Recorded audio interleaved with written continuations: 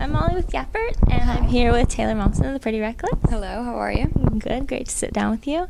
So let's talk about Going to Hell. Is the album finished? Yes, the album is completed. We have shot the record cover.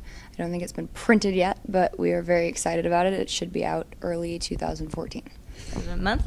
I'm going to say February, March-ish. And can you take me through your writing process?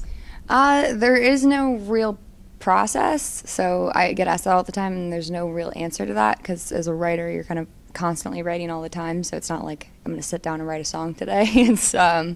It's more luck, and you write a lot of shit, and then you hope for something good to inspire you and come in. But Ben and I, who plays guitar in the band, write all the songs. Some of it's all me, some of it's 50-50. But each song is kind of its own thing, so each song has its own identity, to say it in that way. And how does this sound different from your previous album?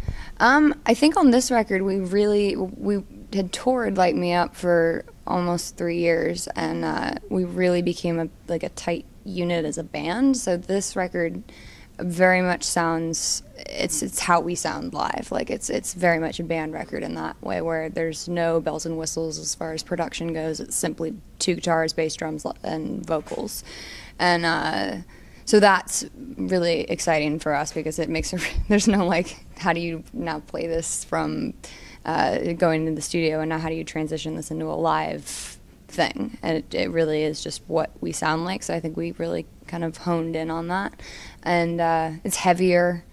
I would use the word, this record is very thoughtful, and I think the more that people listen to it, they're not 3-minute pop songs, so they're meant to be listened to over and over, and I think every time you listen to a song more, you'll discover new things within the song, if that makes sense. And were there any specific inspiration or points of influence for this record?